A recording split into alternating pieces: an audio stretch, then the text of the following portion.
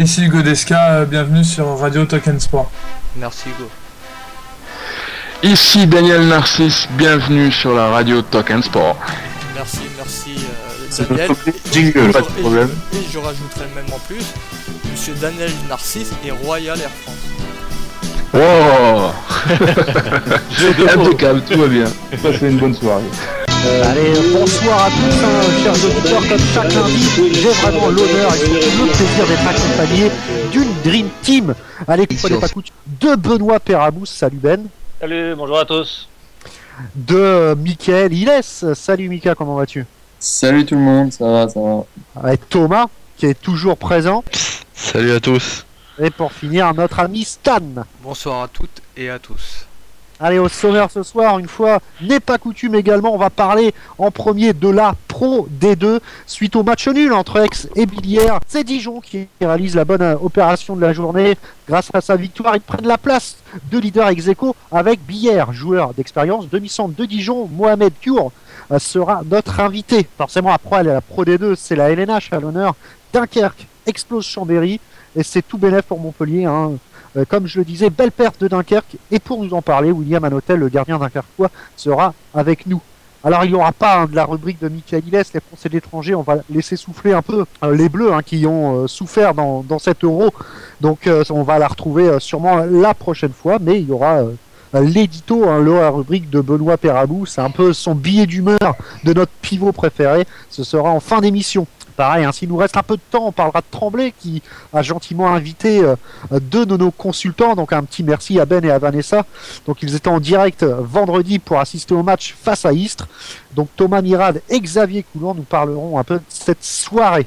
Et puis voilà, on va tout de suite commencer peut-être par cette Pro D2 qui nous réserve vraiment des surprises et ça change chaque semaine, pardon. Mais juste avant, j'ai le privilège de vous annoncer Campbell.fr devient un de nos partenaires. Donc voilà, c'est un tout nouveau partenaire pour Radio Token Sport et puis surtout pour Andé. Et puis on espère vraiment faire longue route avec eux. Puis j'en profite également pour saluer Lou et Johan qui font beaucoup pour nous. Je vais bien sûr parler de Hand Planet et un petit bonjour également à Hand News. Allez, on va commencer par la Pro D2. On va recevoir tout de suite Mohamed Kiour. Bonsoir Mohamed. Bonsoir. Alors merci tout d'abord d'avoir accepté l'invitation. Alors j'imagine que le nul d'Aix et Billières conjugué avec votre victoire, c'était tout bénef pour Dijon ce week-end. On a quelques petits soucis avec Mohamed, donc Stan va nous régler tout ça en off. Il n'y a pas de souci. Donc, on attendait, messieurs, Mika et Benoît, on attendait sûrement Aix peut-être en tête après cette journée. Et puis c'est Dijon qui crée un peu la surprise et bénéficie un peu du nul qui est entre les deux prétendants à cette montée directe. Benoît.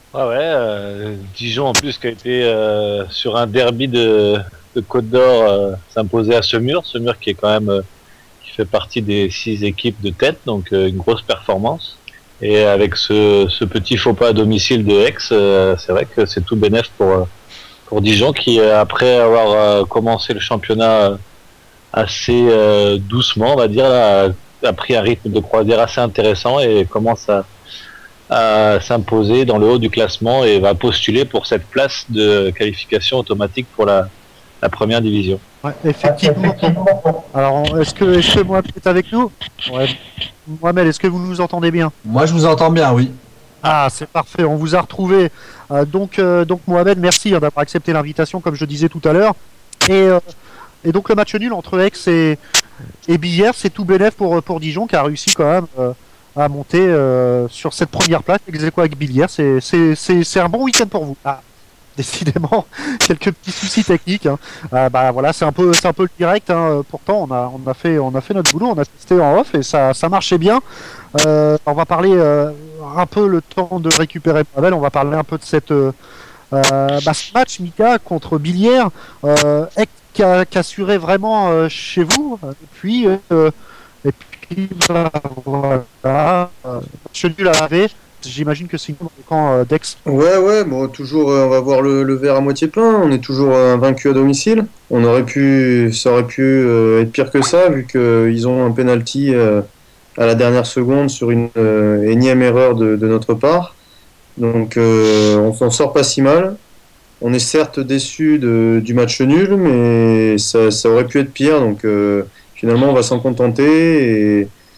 Et puis, il y a beaucoup de monde en haut. On est 4 équipes à lutter pour cette première place. Les points, il y a très peu de points entre toutes ces équipes. Et à chaque journée, tout peut chambouler. Donc, il y a plus qu'à continuer à faire notre travail et à le faire un peu mieux qu'on l'a fait, surtout à l'extérieur. Le score est quand même incroyable, ce score de 19-19 à l'ancienne. J'aimerais que tu nous en dises un peu plus. Nous, on a retrouvé des vertus défensives, ce qu'on avait perdu un peu à Vernon. On avait beaucoup travaillé sur la défense, donc on sait que Billy n'avait pas forcément une forte équipe offensive. Donc on a réussi à bien les contrer. On avait noté que le principal, c'était les montées de balles directes. On a contré ça aussi en ayant des replis de qualité. Et de leur côté, ils ont eu une très belle défense. Et nous, on a été butés sur un bon gardien aussi, parce que moi, je rate un penalty, on en rate 2 dans le match. Il y a quelques tirs à 6 mètres de ratés. Et voilà, au niveau offensif, on a eu vraiment, vraiment beaucoup de mal. On a été stérile pendant les 12 dernières minutes. Donc un peu de fébrilité, l'enjeu sans doute du match et voilà, hein, mais c'est vrai que c'était un match rugueux mais propre, donc non, il n'y a rien à dire en termes de, il n'y a pas eu plus d'exclusion que ça, il n'y a pas eu, donc c'était vraiment un match défensif et les attaques n'ont pas été à la hauteur. C'est vrai que votre coach avait mis la pression un petit peu sur le corps arbitral en mettant la pression sur Chinda notamment. Qu'est-ce qui en a été ressorti de Bon, rien de spécial, ça les a peut-être encore plus motivés, à l'image de Thierry Omeyer quand il s'était fait insulter dans la presse suédoise. Chinda fait un match honorable, il est ni monstrueux, ni... Ils ont été assez propres en défense, j'ai envie de dire, comparé à certaines fois. Mais cette année, je leur reprocherais beaucoup moins ça que certaines années où ils perdaient tous leurs matchs à l'extérieur et à domicile, ils gagnaient uniquement... violemment, j'ai envie de dire, mais ils ont mis de l'eau dans leur vin. C'est toujours une bonne équipe défensive, mais c'est beaucoup plus propre qu'avant. C'est devenu une belle équipe, donc non, il y a rien à dire. Ils nous ont battus chez eux, ils sont venus faire match nul chez nous sur les 2 matchs et ils nous sont supérieurs, donc on n'a qu'à s'incliner et continuer à travailler et essayer de rattraper les points perdus sur le reste. Ouais, on attendait un peu ce choc. Allez, on a retrouvé Mohamed. J'espère que c'est la bonne cette fois. Bonsoir Mohamed. Bonsoir. Donc là, on vous entend parfaitement bien. Donc Michael, il laisse un peu triste aujourd'hui, mais j'imagine que vous faites la bonne opération du week-end. Je crois que ça marchera pas ce soir. C'est une blague. Ouais, c'est vidéo direct. Je sais pas, il doit avoir une caméra. Non, je l'ai vu tout à l'heure en off et ça marchait très bien. Ouais, c'est dommage, on entend un bruit, je sais pas si vous l'entendez. Ouais, là, ça s'est arrêté. Mohamed, vous nous entendez? Bah moi je suis là, moi je vous entends. Ouais, nous aussi. On passe à la DSL, Momo, hein. Ouais, ça doit être peut-être plutôt changer d'ordinateur plutôt peut-être. Bon bah là on en profite, hein, on vous entend bien, donc heureux j'imagine aujourd'hui. Oui, de se retrouver à la première place, c'est une satisfaction quoi. On pensait pas que Billère et Aix perdraient des points en début de reprise. Bon, ça nous arrange, donc on est content. Est-ce que le fait de commencer le match, vous saviez déjà le résultat d'Aix, est-ce que cela vous donne une motivation un peu supplémentaire, j'ai envie de dire? C'était important pour nous de renouer avec cette première place qui est synonyme de montée directe. Après maintenant, il faut la tenir jusqu'à la fin du championnat et c'est pas chose facile parce qu'on a des matchs très difficiles qui arrivent là dans les semaines à venir. Donc on va essayer de jouer le coup à fond et puis de s'éviter de jouer les playoffs parce que ce sera facile pour aucune équipe, aucune des 4 équipes quoi. Et justement, les points perdus contre Ponto et Nanterre à la 11e et 12e journée risquent de peser vraiment lourd à la fin de la saison. Bah effectivement, de toute façon, je pense qu'on n'était pas non plus parti pour faire une saison parfaite. On a eu un passage assez difficile au mois de novembre et décembre et bon, maintenant on est un peu plus dans le coup. J'espère qu'on va réussir à créer une dynamique plutôt positive pour essayer d'enchaîner le maximum de victoires et puis surtout gagner les matchs à domicile qui sont très très importants. Et puis voilà, éviter de perdre effectivement des points un peu bêtement quoi, contre des équipes supposées plus faibles, mais bon, chaque équipe se bat pour son maintien et je pense qu'il faut jamais sous-estimer une équipe, quel que soit son nom. On parle un peu d'un top fort en Pro D2. 4 équipes se tiennent en 2 points. Laquelle, d'après vous, est peut-être la mieux armée pour finir champion et accéder directement à la LNH? L'équipe qui nous a posé beaucoup de problèmes, c'était Aix. Après, maintenant, je pense que ils étaient assez complets. On a perdu. Voilà. Ah, on m'a perdu. Non, c'est bon. Vous étiez sur Aix et que c'était l'équipe la plus complète. J'ai trouvé qu'entre nous, ils avaient fait un très très bon match et maintenant, bon, un match reste un match. Une saison, c'est vraiment très long et je pense qu'il n'y a pas une équipe qui est capable de gagner les 26 matchs cette année. Donc, on se battra jusqu'au bout pour jouer la première place, quoi. On parle beaucoup de Billère, d'Aix, Dijon, et il y a aussi Mulhouse, qui n'est qu'à 2 points de vous. Justement, samedi à domicile, vous les rencontrez. J'imagine que c'est un match très très important et qui peut conditionner votre deuxième partie de saison, Mohamed. Quelques petits soucis. On est vraiment désolé. Ça arrive des fois et ça tombe sur Mohamed. Vous l'avez entendu. Pourtant, il s'exprime bien. Donc, on aurait aimé avoir un peu plus son avis. Toi, j'imagine, Mika, Mulhouse-Dijon, tu signes pour un nul. Ouais, pourquoi pas.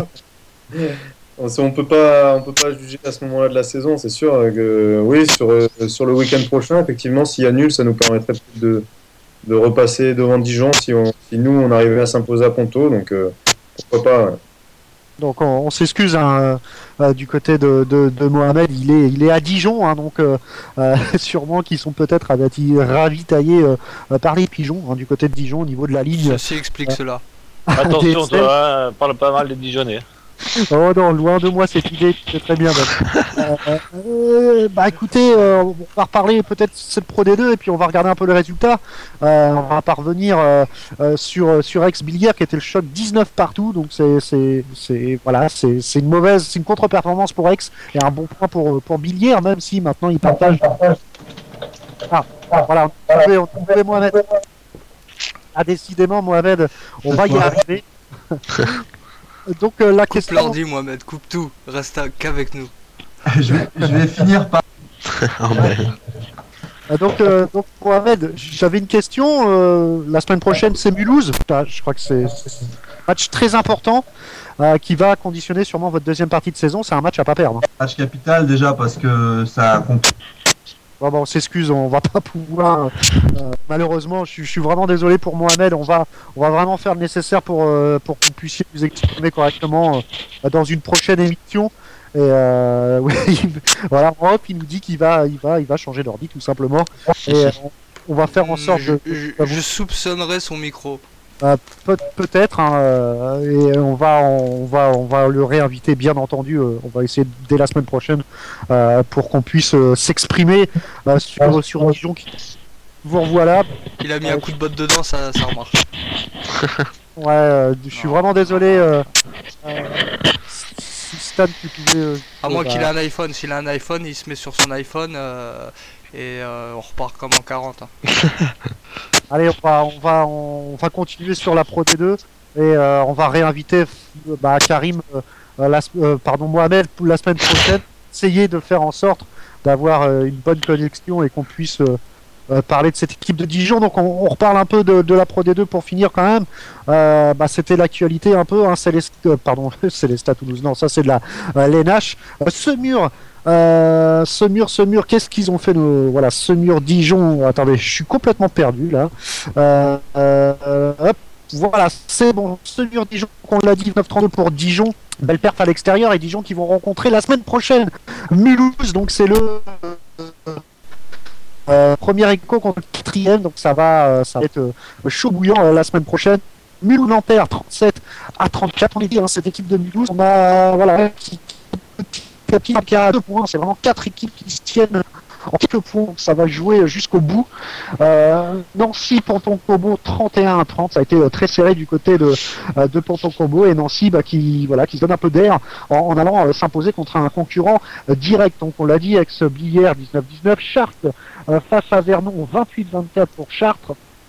Angers-Sainte, victoire d'Angers 31-24 et Besançon-Massy, victoire, de Massy face à Besançon. C'est plutôt une petite surprise quand même, Mika, non? Oui, surtout à Besançon, on sait que c'est toujours très difficile d'aller jouer. On avait été gagné d'un petit but seulement là-bas et encore ça s'était joué à pas grand-chose. Ils ont envie de sauver leur peau, donc ça passe par des performances comme ça un peu inattendues et la lutte va être rude en bas de tableau, tout comme en haut de tableau. Ouais, c'est vrai que tout est indécis, hein, je vous le rappelle, Billière 40 points, Dijon 40 points, Aix 39 et Mulhouse 38 et en bas de tableau Nanterre il me semble que c'est Sainte qui a gagné à Angers, hein, si je me trompe pas. Attends, j'ai les résultats sous les yeux. C'est Sainte qui a gagné à Angers, exactement. C'est exact. Ouais. Sainte qui s'est imposé à Angers. Donc belle perf de Sainte également. Donc ouais, comme je le disais, Nanterre qui semble vraiment en difficulté avec 23 points qui clôt un peu ce classement de Pro D2. Massy 13e à 25 points et puis on retrouve 3 points après Nancy, Ponto et Angers. Donc c'est vrai que ça va être serré. Est-ce que Ben, tu revois un peu là on est à moitié de championnat, est-ce que tu revois un peu tes favoris pour la montée ou est-ce que Aix va enfin prendre conscience de ses moyens et aller s'imposer face à des concurrents directs? Oh non, je vais pas changer en cours là, j'avais dit Aix et Dijon, hein, donc Dijon est bien revenu. Pierre est toujours dans son euphorie et il continue à bien jouer au handball, donc c'est bien, ils sont encore présents. Non, je maintiens mes favoris maintenant. Si jamais il y a des playoffs et que Dijon se retrouve en playoffs, c'est sûr que là tout peut arriver, mais je suis quand même confiant sur une des deux équipes qui montera directement. Aix ou Dijon va monter directement. Alors Mika, le prochain match c'est face à Ponton-Combo. J'imagine que vous êtes un peu déçu de la physionomie de cette journée. Déjà, comment est le moral un peu de l'équipe? Est-ce que vous avez été touché un peu psychologiquement? Un petit peu, parce que on avait été faire un très mauvais match à Vernon et que derrière on fait les efforts, on a fait ce qu'il fallait pour gagner ce match et on est un peu fébrile dans les derniers moments. Ça nous est arrivé déjà contre Nancy cette année et c'est un peu dommage parce que c'est des points qui peuvent coûter cher à la fin de l'année. Alors forcément le moral en prend un peu un coup, mais on n'est pas abattu non plus, on va continuer à travailler et voilà, on va aller à Ponto conquérant, c'est un déplacement difficile, Ponto qui est sur une bonne dynamique, donc à nous de faire les efforts et de toute façon il faut gagner des matchs, hein, si on veut monter, il n'y a pas de secret.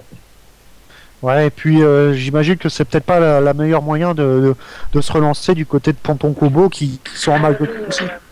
Ouais, à l'extérieur, il n'y a pas forcément d'endroit où on aimerait aller en D2, donc tous les matchs à l'extérieur sont difficiles. Et c'en est un comme les autres. Ponto a besoin de points, ouais, ils ont fait un bon match, ils ont fait deux bons matchs de reprise, je crois. Ils avaient été gagnés il me semble, ou contre Nancy récemment. Donc c'était une belle perf, même si Nancy est un peu en dedans cette année. Ils sont sur une belle dynamique. Faut se méfier. Faut pas prendre le match à la légère, mais de toute façon, ça va être comme ça pour tous les matchs jusqu'à la fin de la saison. Alors, on a récupéré Mohamed, il a changé, pour pas vous le cacher, il est sur un smartphone, hein, on va pas citer la marque. Mohamed, bonsoir. Rebonsoir d'ailleurs. Rebonsoir. Oh, c'est parfait. C'est parfait, La Mohamed. magie. Donc, La magie du smartphone. voilà, exactement. Donc on posait la question, j'imagine que vous l'avez répondu 10 fois en off, mais on vous a pas écouté malheureusement, on vous a pas entendu. On le disait, c'était un match capital, peut-être pas capital, mais très important, le prochain match face à Mulhouse. J'imagine que c'est celui qu'il faut pas perdre. Bon, j'ai envie de dire, il n'y en a pas qu'un, mais j'ai envie de dire aussi que les 2 matchs à domicile qui nous attendent prochainement, c'est des matchs qui sont assez importants pour la première place. Et puis, bon, après, pour les playoffs aussi, je pense qu'il faudra pas lâcher les matchs. Mais Mulhouse est sur une bonne dynamique et je pense nous aussi. Maintenant, j'espère qu'on arrivera quand même à garder le meilleur dans notre palais des sports et puis espérer les mettre aussi un peu à distance parce que là, ils sont vraiment très très près de nous et puis plus on les gardera à distance, mieux ce sera quoi. Alors, le fait que le club de foot de Dijon, qui est monté en Ligue 1, est-ce que vous n'avez pas peur, notamment par les collectivités locales, que vous soyez un peu mis de côté? Ben, Dijon, c'est une ville quand même très sportive parce qu'il n'y a pas que le foot, il y a le basket, le hockey, le rugby, le handball féminin, le handball masculin. Donc c'est vrai qu'on a quand même du mal à être énormément suivi, même si on l'est quand même, mais ils sont obligés de donner des sous à tout le monde, mais on est quand même beaucoup moins suivi que le peuvent l'être le basket par exemple ou le foot. Et c'est vrai que du coup, on a des moyens un peu justes pour viser vraiment le très très haut tableau LNH par exemple. Donc on va, je pense, se batailler encore quelques années avant de viser des objectifs comme la Coupe d'Europe ou des choses comme ça. Maintenant, bon, les collectivités sont quand même là et puis on essaye de tenir le coup pour remonter en LNH, quoi. Ben? Justement, il y a eu des petits remue-ménages en interne du côté de la présidence. On voudrait savoir un petit peu quelle était la situation du club à l'heure actuelle. En fait, il y a un nouveau président, donc une nouvelle équipe qui est arrivée en place en fin de saison dernière. Ça, effectivement, bon, et il y a eu le temps de la mise en place et puis toutes ces choses-là. Le président actuel tient la baraque. Il fait en sorte qu'il y ait une nouvelle stabilité dans le club et puis bon, pour l'instant ça fonctionne. On espère que ça tiendra dans la durée et puis qu'on n'aura pas de problème ou plus de problème de sous dans les années à venir. Maintenant, on sait comment c'est aussi dans le sport. C'est pas toujours évident parce qu'on est obligé de se reposer sur des partenaires privés et ça, c'est vrai qu'avec la conjoncture un peu économique, c'est pas évident non plus en ce moment, quoi. Vos objectifs... Ouais, vas-y Ben. Vas-y, continue. Non, je disais les objectifs pour Dijon. C'était quoi en début de saison et maintenant peut-être revu à la hausse, j'imagine. Non, les objectifs ont toujours été les mêmes. On avait pour objectif de remonter directement à LNH. Après, ce qui s'est passé, c'est qu'entre l'année dernière et cette année, le règlement a changé et que le règlement, c'est que la première équipe monte automatiquement et que derrière il y a des playoffs, donc ça change un peu aussi la donne, quoi. Il y a beaucoup d'équipes qui sont intéressées par la LNH et le fait qu'il y ait des playoffs, ça augmente le nombre d'équipes potentiellement à la montée, quoi. Donc maintenant, nous, on va essayer de se bagarrer jusqu'au bout pour rester premier. Si on joue les playoffs, ça sera une autre paire de manches, quoi. En fait, la place du con, c'est le deuxième s'il monte pas, quoi. Effectivement, ouais, si on arrive deuxième et qu'on monte pas, c'est un problème. Ouais, mais il y a beaucoup de joueurs et Michael Illes, le premier qui s'insurge un peu de ce nouveau règlement. Mais quel est le point positif? Parce que s'ils ont pondu ça un peu du côté de la fédération, j'imagine qu'ils doivent ressortir quelque chose de positif, mais c'est quoi? Moi, je sais pas, je suis pas trop dans leur tête, mais je pense que ce qui peut ressortir souvent dans les championnats, c'est des équipes qui jouent leur maintien et puis qu'une fois qu'elles sont maintenues, elles sont un peu là, elles restent au milieu à perdre à l'extérieur. Il fausse un peu. Voilà, qui fausse entre guillemets un peu le championnat. Et puis là, du coup, on a des équipes qui sont entre la 5e et la 10e place, qui se retrouvent un peu concernées aussi par les playoffs. Et puis qui jouent le coup jusqu'au bout, quoi. Donc je pense que c'est ça aussi qui a peut-être poussé la dirigeance en place à instaurer ce nouveau règlement. Après, moi maintenant, j'ai pas eu vent des vraies raisons. Maintenant, je dirais que c'est ça, quoi. Ben, petite question. Oui, moi je voulais revenir un petit peu sur ta carrière, parce que les gens ne le savent peut-être pas, mais c'est ton papa qui t'a pratiquement entraîné toute une grande partie de ta carrière. Ouais, à peu près, ouais. Voilà. Déjà en jeune, et puis après... Voilà, à Chenauve, ouais, j'ai un peu refait le parcours et j'étais en train de réfléchir à ça.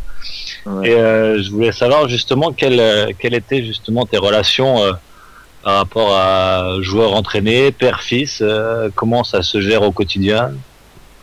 Ouais, j'ai envie de dire, on a plutôt une relation à l'ancienne avec mon papa. On n'est pas très... C'est vrai qu'on n'a pas toujours beaucoup communiqué par rapport à ça. Moi, j'avais beaucoup de respect parce que j'avais pas envie qu'on dise ah bah c'est le fils du coach ou voilà et il a des droits différents des autres. Au contraire, je respectais beaucoup pour pas qu'il y ait de problème ni pour lui ni pour moi quoi. Donc après, on n'a pas une relation particulièrement profonde par rapport au handball, mais on est là, on se soutient et puis on est présent quoi. Il y a pas de... Mais je le remercie énormément pour tout ce qu'il a fait pour moi. Maintenant, c'est vrai que je lui dois beaucoup, quoi.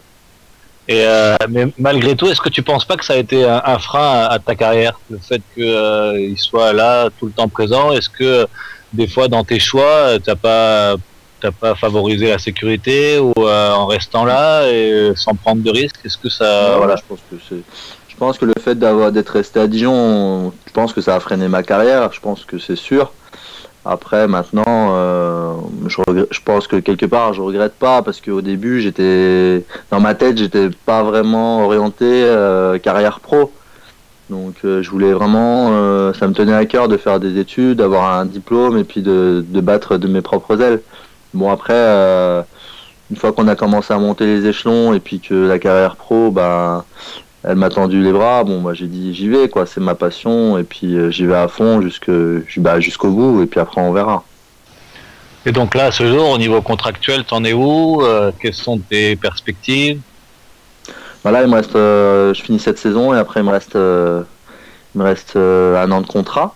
Et puis en fait j'aimerais vraiment bien préparer ma reconversion, donc je me donne encore 2 ans, 1 ou 2 ans après la fin de mon contrat pour trouver un métier qui me plaît et puis dans lequel je puisse m'épanouir aussi quoi, pour remplacer ce que je fais actuellement.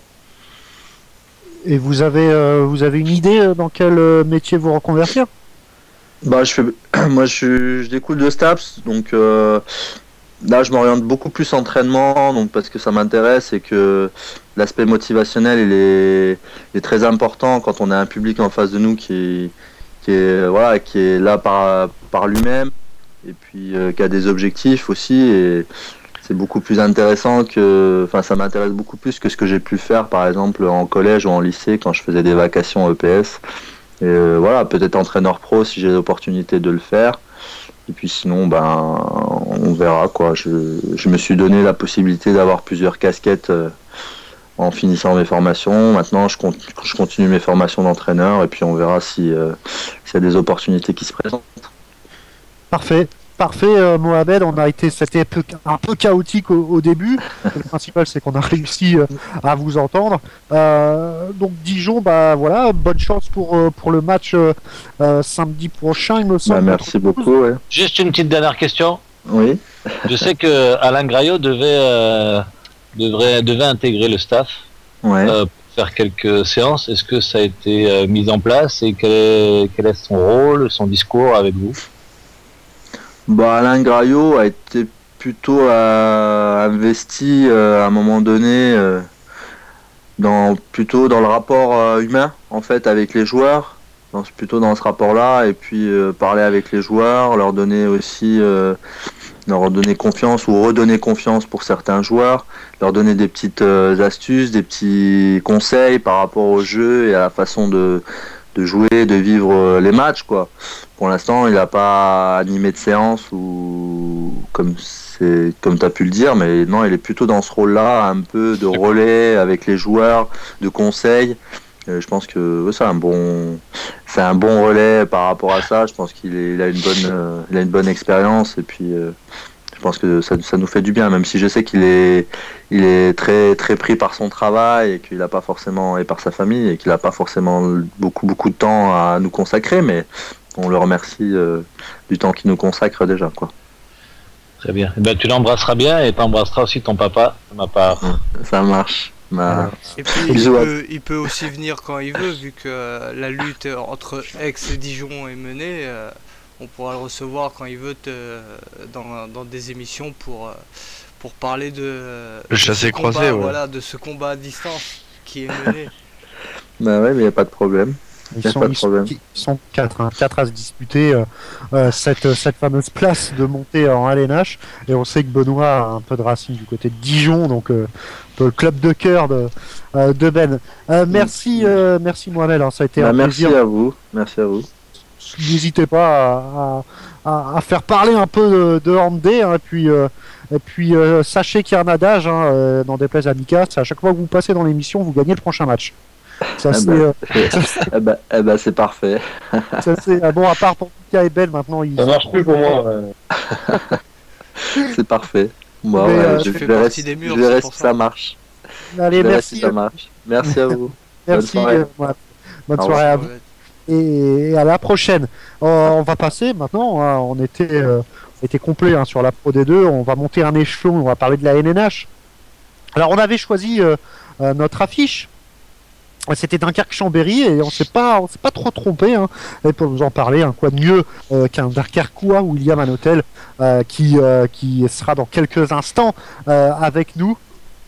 Donc voilà, c'était un match surprenant, j'ai envie de dire, avec un score fleuve, et puis c'est tout bénef pour Montpellier qui laisse un peu Chambéry, tout bénef pour Montpellier, oui, qui laisse un peu Chambéry derrière lui. Donc quoi de mieux pour en parler que William, d'abord, qui est avec nous, qui sera dans quelques instants avec nous. S'il coupe tout, coupez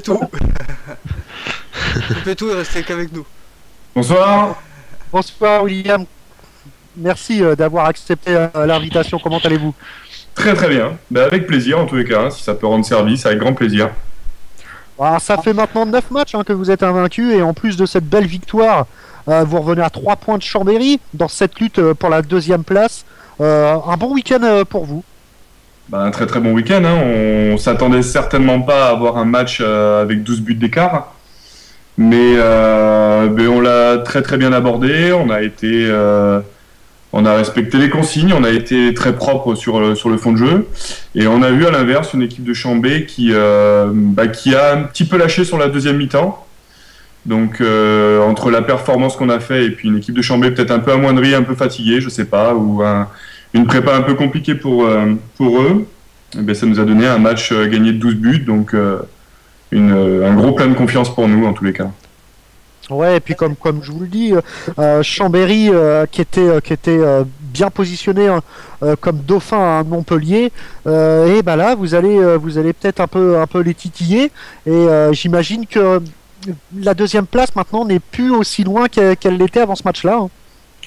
Elle reste loin sans être loin, on est à 3 points de la 2e, mais on a surtout un gros mois de février, donc à savoir on a commencé par Chambéry, mais on s'en va dès demain direction Saint-Raphaël, donc un match déterminant déjà pour la 3e place, et on enchaîne avec nos matchs de Coupe d'Europe, des matchs d'Istres à la maison, donc un mois de février chargé, et je pense qu'avant de commencer à compter et à voir où on en est de la 2e place, on va déjà essayer de bien gagner cette 3e place et de faire une belle performance à Saint-Raph, et après d'espérer des faux pas de Chambéry. C'est vrai que pour venir un peu à ce match-là, hein, vous avez un peu coupé l'herbe sur le pied. Je vais vous dire texto ma question. C'était, on ne s'attendait pas à un score aussi long, aussi large, à plus 12 pour Dunkerque. Et on se demandait un peu qu'est-ce qu'avait fait la différence. Alors est-ce que ces deux combinés, vous l'avez dit peut-être, c'était Chambé peut-être un peu moins fort, et surtout Dunkerque a sorti un match sérieux, solide, et avec un excellent gardien qui a réalisé quand même pas mal d'arrêts. Ouais, une grosse performance de Vincent. Je pense que les deux équipes ont préparé le mois de janvier de la même manière. Il y avait des internationaux de Chambéry et de Dunkerque qui étaient soit à la CAN ou soit directement sur la Coupe d'Europe. Donc un mois un peu compliqué à aborder avec une équipe diminuée et une prépa un peu particulière. Mais peut-être qu'on l'a mieux géré que Chambéry, nous, ce qu'on voulait, c'était bien sûr de le gagner. Maintenant, de 12 buts, c'est vrai que je pense que tout le monde a été surpris et je pense, nous, les premiers. Ouais, Benoît. Oui, William, je voulais revenir un petit peu moi sur le rôle du coach Patrick Casal qui a pris ses fonctions donc cette année et qui a eu un début quand même assez compliqué avec voilà quelques défaites et maintenant je trouve que il dégage vraiment énormément de sérénité. Il est pas très je sais pas, quand on le voit vraiment calme, vraiment posé et je pense aussi que c'est grâce à ce discours et tout ce qu'il apporte lui qui vous permet aussi de retrouver vraiment de la sérénité dans votre jeu. Ouais, je crois que l'alchimie a été surtout très très bonne, quoi. On a mal commencé, mais personne n'a paniqué. On s'est pas plus pris la tête que ça. On était conscient du mauvais début de saison, mais on a travaillé sans se prendre la tête, sans qu'il y ait plus de tension. Et je pense qu'on en est ressorti vraiment grandi et tout le monde a vraiment pris ça en considération. Je pense que nous, on a un jeu qui est peut-être un peu plus mature que sur le début de saison où voilà, on savait pas trop bien où on en était. Et là, on est peut-être rodé avec surtout un plein de confiance qui est vraiment précieux dans le championnat pour pouvoir gagner les matchs. Et du coup, je pense que Pat, ça se ressent aussi de son côté, quoi. Je pense que lui apprend également et il prend de la confiance au fur et à mesure des victoires. Donc, je crois qu'on est en train vraiment de tous avancer ensemble et ça se passe plutôt pas mal. Si tu as rajouté sur ce qu'on disait en début de saison, c'est vrai qu'il y a aussi eu ces deux blessures là au tournoi pré-qualificatif qui, alors sans doute que le rôle de Casal est important, mais moi j'ai surtout vu l'électrochoc quand Bastien Lamont est revenu et puis après avec Tosquet pour continuer. Ah, c'est sûr que les deux blessures nous ont fait mal déjà dans la tronche, hein, parce qu'on était sur le tournoi, on avait fait une belle perf et du coup le début de championnat abordé a vraiment été compliqué. Maintenant, on les a récupérés sur le match. On a récupéré Bastien Lamont sur le déplacement à Nantes où on fait match nul. Et c'est vrai que ça a été l'élément déclencheur. Donc, si à tout ça on rajoute le retour de Sébastien Bosquet, c'est sûr que c'est des personnes qui sont vraiment précieuses et il vaut mieux les avoir dans l'équipe que jouer sans. Donc leur retour et le fait d'être au complet nous fait un bien fou. Et quelque part, ça a libéré aussi Corel Nagy qui en début de saison était un petit peu timoré du fait peut-être de trop grandes responsabilités d'entrée. Et maintenant qu'il a un peu un rôle secondaire, on voit qu'il est complètement libéré et qu'il est très performant. Il faut savoir que Cornell, c'est quand même quelqu'un d'exécrable au possible. Non, je rigole. C'est un super mec. C'est un super mec et je pense qu'il a dû forcément avoir ce tout petit temps d'adaptation. Mais quand on le voit s'entraîner et quand on voit le niveau de jeu qu'il a, c'est vraiment une très très bonne recrue pour Dunkerque. Et moi, je le trouve vraiment bon que ce soit en attaque ou en défense. Je pense qu'il est vraiment un élément clé du début de saison de Dunkerque. Ouais, Benoît. Justement, là, vous avez changé de système défensif. Là, vous défendez en 6-0 et de manière très très convaincante. Toi, en tant que gardien, est-ce que c'est une défense que tu affectionnes plus ou ou c'est pas spécialement quelque chose que tu prends en considération particulièrement? Si, on essaye parce que pour nous, ça a forcément un impact le type de défense, ça a forcément un impact sur notre manière de gauler également. Mais on voit que la culture défensive à Dunkerque est vraiment bien ancrée. La relation défenseur-gardien est vraiment bien mise en place. C'est vraiment quelque chose de vraiment sympa à travailler tous les jours. Maintenant, notre 5K notre manière de défendre est vraiment très bonne et il nous fallait forcément travailler une autre tactique de défense. Il s'avère qu'on passe sur la 16-0 et qu'elle a vraiment bien pris pour le match de Chambéry. Moi, je suis vraiment content de découvrir ça. C'est encore différent de quand j'étais à Nîmes où on avait vraiment un type une défense beaucoup plus homme à homme et agressive. Là, on est vraiment sur quelque chose de plus mis en place, de bien structuré et où chacun a un rôle bien précis à remplir. C'est vraiment intéressant. Ouais, William, plutôt d'un point de vue un peu personnel, comment se passe un peu votre entente avec Vincent ? Ben, mon entente avec Vincent est très très bonne, hein. C'est quelqu'un avec qui je partage pas mal de choses, que ce soit sur le terrain ou en dehors. Et c'est vraiment une relation très saine. Bon, Vincent fait des performances vraiment très bonnes depuis le début de saison, donc ce qui est compliqué pour moi de jouer. Maintenant, je savais très bien où j'atterrissais en arrivant à Dunkerque. Je savais très bien que ce serait compliqué. Et puis bon, je me dis qu'à un moment ça me sourira. Il faut que je travaille. Et puis j'aurai certainement un rôle à jouer dans la suite du championnat. Mais justement, William, la transition est toute faite, hein. Donc vous quittez une place de titulaire à Nîmes pour venir du côté de Dunkerque en jouant un peu, hein, comme vous l'avez dit, les remplaçants de luxe. Qu'est-ce qui a motivé ce choix? je pense qu'il est vraiment simple. C'est vraiment le fait de rien avoir gagné depuis que je joue au hand. C'est vraiment l'envie de pouvoir gagner un titre. Il s'avère que l'année dernière, Dunkerque a eu son premier titre avec la Coupe de France. J'ai envie de connaître le deuxième, donc je me suis vraiment engagé pour vivre la Coupe d'Europe et puis gagner quelque chose, gagner un titre. C'est ce qui me manque énormément quand on fait du sport de haut niveau.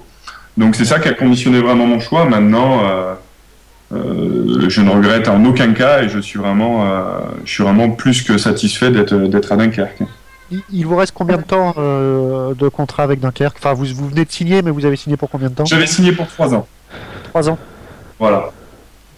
Écoutez, on espère que vous ayez un peu de chance quand même pour tout simplement aller un peu faire des matchs et puis j'imagine avec les matchs qui va s'enchaîner, un mois de février, comme vous l'avez dit, assez difficile. Il y a la Coupe d'Europe, donc peut-être faire souffler le gardien titulaire et vous voir un peu plus souvent dans le but.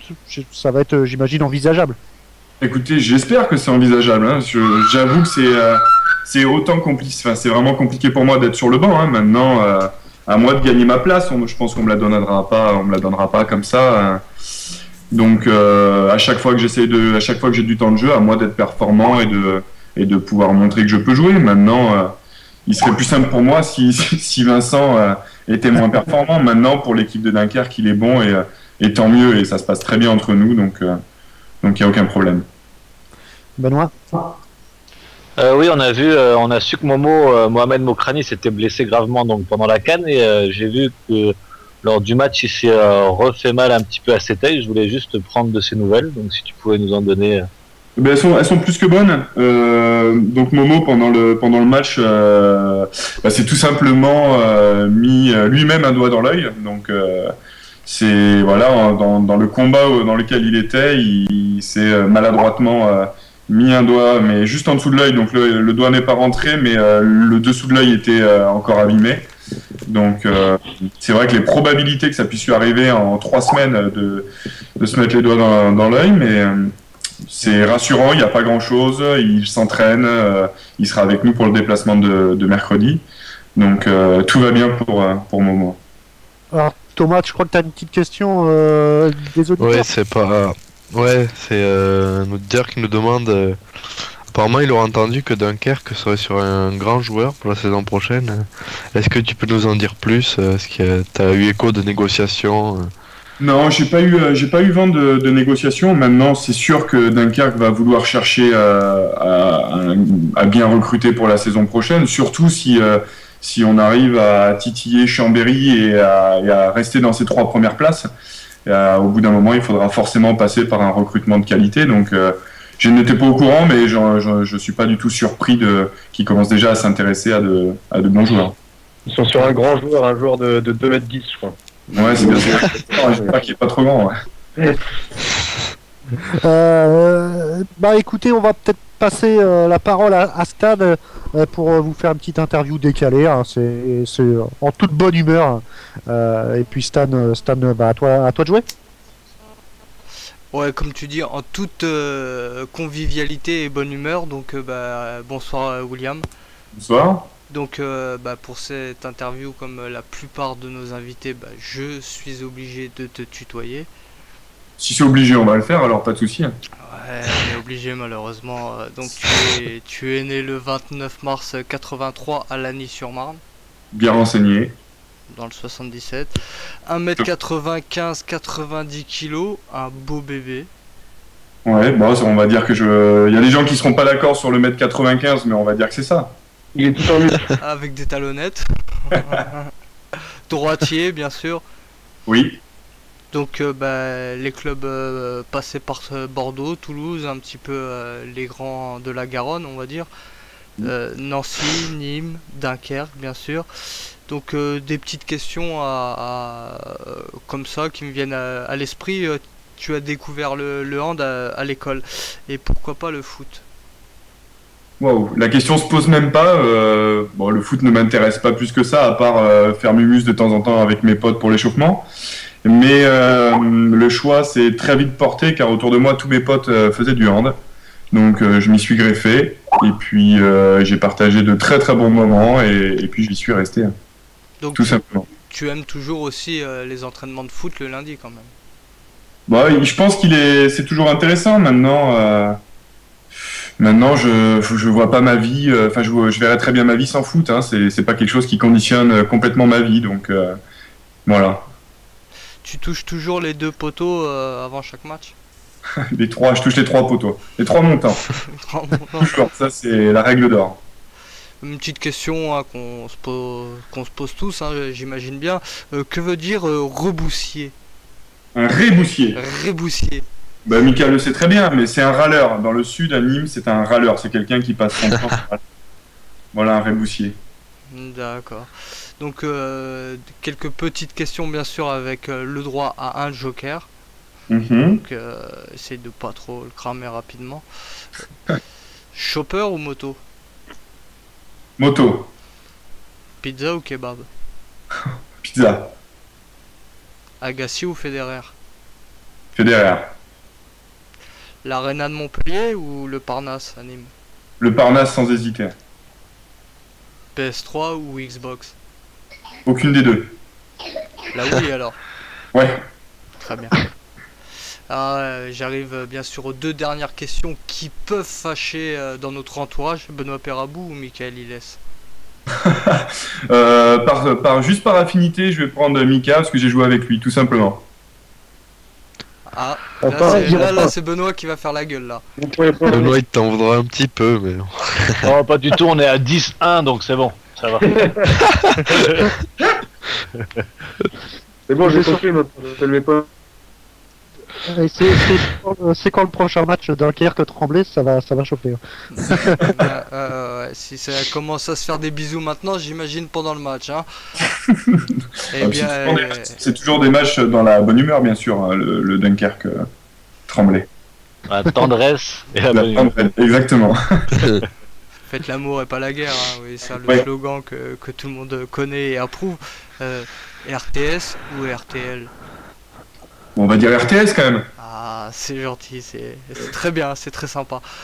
Bien sûr, la petite phrase que tous nos invités ont la gentillesse de dire pour nous. Ici, William Hanotel, bienvenue sur Radio Total Sport. Eh bien, merci beaucoup. Il faut que tu répètes cette phrase. C'est une phrase critique. J'ai plus envie parce que j'ai pas entendu la fin. Alors, ici William Hanotel, bienvenue sur Radio Total Sport. Eh bien, ici William Hanotel, bienvenue sur la radio Total Sport. Talk and Sport. Talk and Sport. Merci William, nickel, merci. C'est parfait. William, prochain match, vous l'avez dit, face à Saint-Raphaël, ça va être un match difficile à l'extérieur. Et c'est pareil, hein, celui qui gagne, si vous gagnez face à Saint-Raphaël, vous passez devant.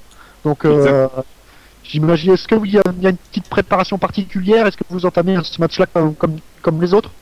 Comme les autres, on a fait le plein de confiance avec Chambé, ce serait bête de se louper maintenant à Saint-Raphaël, donc on y va avec de la confiance, mais surtout pas mal d'humilité pour aller faire une belle performance là-bas, parce qu'on sait que c'est toujours compliqué de jouer à Saint-Raphaël, donc on voudrait pas avoir fait une belle performance pour aller se confronter à un échec, donc à nous d'y aller et puis de revenir là-bas avec des points précieux.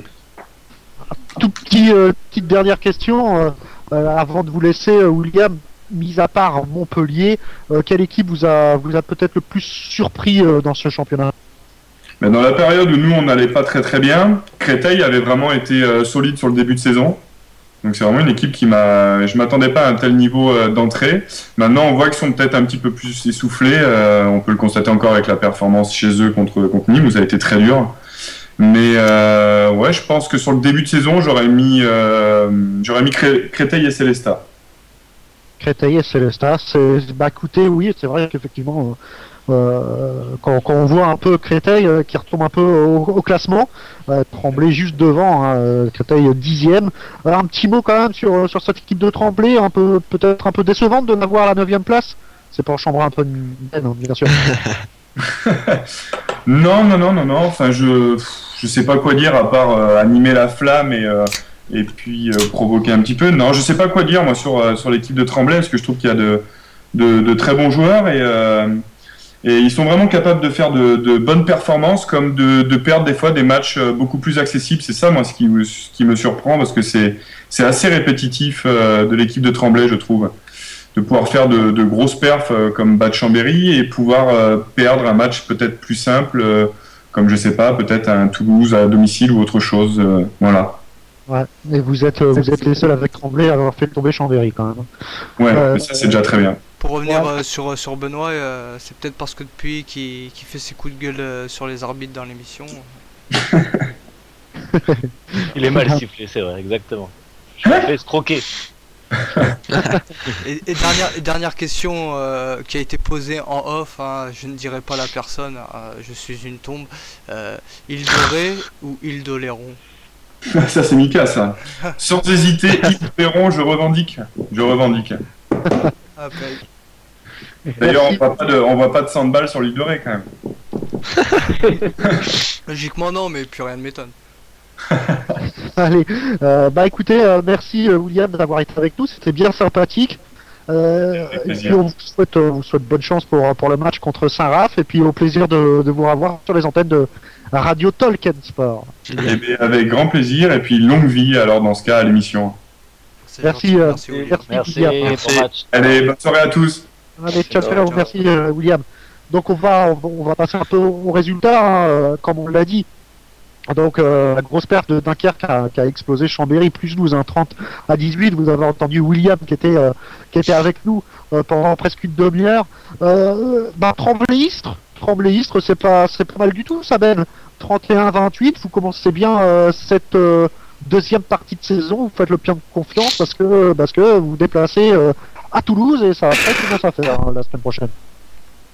Oui, c'est bien, c'était un match qui était largement à notre portée, qu'on aurait dû se rendre beaucoup plus facile. Et voilà, je tenais à féliciter les Istréens qui sont venus déjà bien amoindris par leurs différents blessés, mais qui ont joué gravement leur chance. Et sans un très grand gardien, Dragan, qui a fait une très bonne prestation, ils auraient pu nous inquiéter encore plus. Donc satisfait du résultat. Après, toujours encore des choses à améliorer pour vraiment pouvoir avoir un niveau de jeu qui puisse nous permettre de remonter au classement. Mais ce match était important, donc on l'a gagné, c'est déjà bien. On va pas se prendre la tête sur trop par rapport à ça, et on va se tourner déjà vers le prochain match contre Toulouse. Ouais, puisqu'on a l'impression avec cette équipe de Tremblay, on en reparlera tout à l'heure, mais quand Arnaud Bingo score pas beaucoup, quand Damien Wag n'est pas dans un bon jour, c'est un autre qui prend la relève, c'était Crépin là qui a fait un excellent match. Ouais, mais de toute façon, on a une équipe assez homogène. Mais même si Arnaud n'a pas énormément scoré, il a été très bon. J'ai trouvé.